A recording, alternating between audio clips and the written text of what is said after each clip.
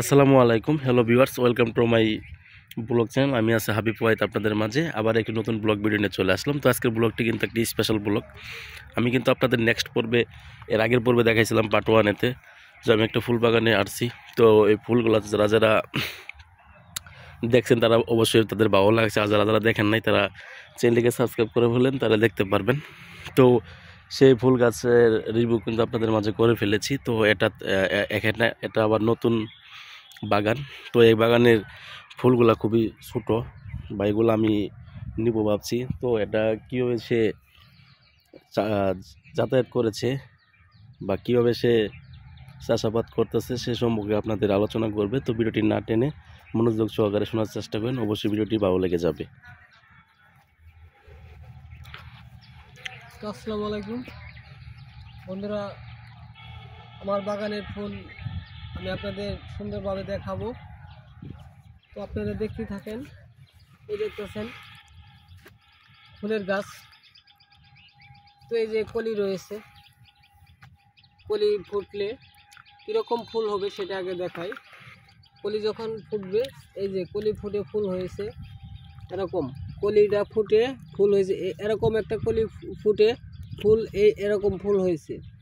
তো ফুলগুলো কিভাবে আপনি তৈরি করতে চান সেটা আমি আপনাদের মাঝে এখন বলবো।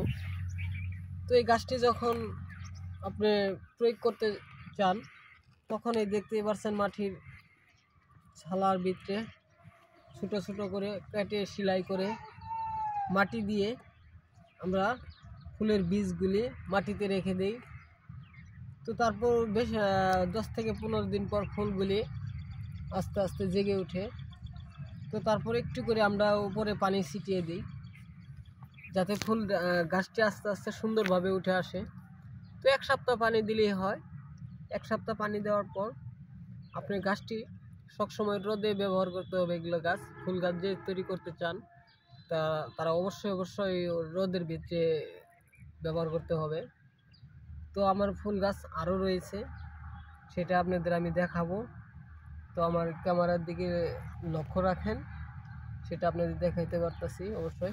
এই যে দেখতে পাচ্ছেন আরেকটি ফুল গাছ রয়েছে।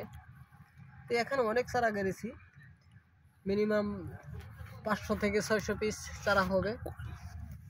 তো খুবই সুন্দর দেখতে, খুবই ভালো লাগতেছে আমার কাছে খুব সুন্দর লাগতেছে। তো আপনি দেখতেছেন এই যে আমার ফুল গাছগুলি কত সুন্দর ফুল হয়েছে, এখানে অনেক ভালো লাগতেছে নিজের কাছেই। তো আপনাদের সামনে নিয়ে দেখাবো আমার বাগানের ফুলগুলি কেমন। তো আপনারা আসেন।